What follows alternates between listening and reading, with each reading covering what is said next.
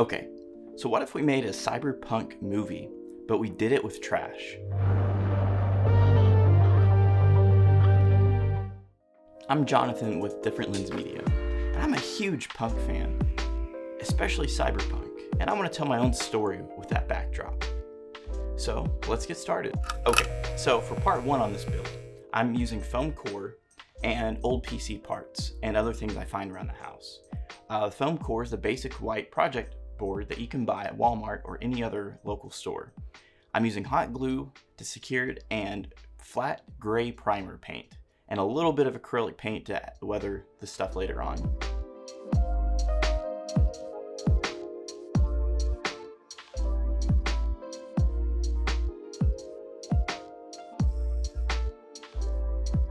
Okay, so as you can see here, I've got some pieces already cut, and I've already been working on this one.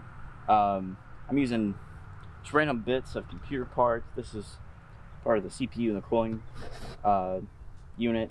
This is the RAM. Add some straws. I added a screw so I can start hanging excess cables to make it look like power lines or clotheslines. I cut a few windows. I'm about to finish this one up. I'm adding a fan on top and a few extra pieces for greebles, and then I will start the painting job on this one. Okay, part two. Here's the thing. It's kind of hard to build buildings if you're not an architect or have some sort of reference for what you're building. So I'm pulling from Blade Runner and the brutalistic architecture style. Part three. After everything is glued together and I'm happy with the way they look, I'm going to take them outside and use that flat primer gray to give them a rough base coat. Once everything's done with that, I'll actually bring it back inside and I'm going to do a breakdown on how I'm going to light it and film it.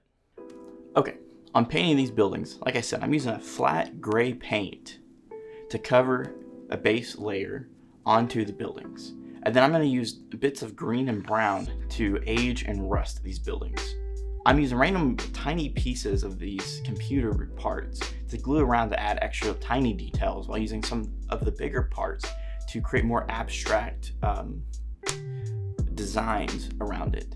So I'm still tearing apart the computer. I've got some giant fans and some processing units I'm trying to figure out what to do. I'm probably gonna take this off and use this piece right here on the side of this one. Quick tip, I am doing what it's called dry brushing. So I'm using spring green, true green, and burnt umber. And basically, I'm taking these cheap brush sponges and I'm doing light little passes after I've wiped most of the paint off. See, I'm trying to make it look like it's rust and grime running down from years and years of just toxic acid rain and all sorts of just nasty junk being washed down the side of the building. So just making quick passes. Same thing with the green, just randomly just kind of adding that grunge, going up it, the corners, the edges, all the metal pieces. But that's a quick tip on how to paint this and my thought process and how I'm arranging these brush strokes. Okay, so for the backlight, I'm going to use my Godox SL60 and add around about 30% power. Then I'm actually going to turn my camera white balance to about 3200 or maybe even a little lower to make the light appear more blue. So the next part is kind of subjective to what you're going to be shooting.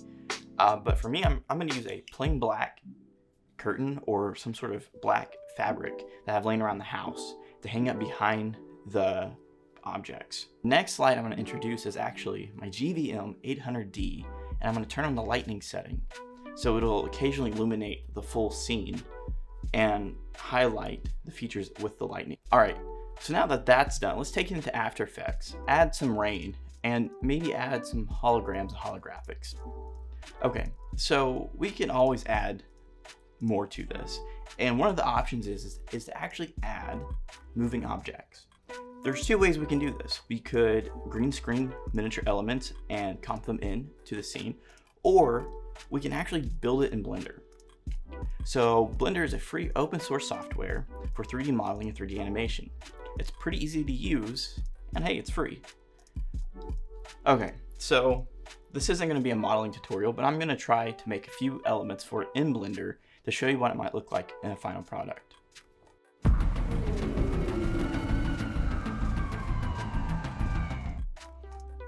It's not that bad for a first time, and it only took me around $20 and a few hours of my time to make it.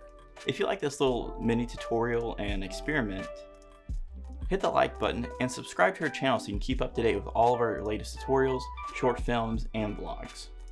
Thanks for watching, and I'll catch you guys later.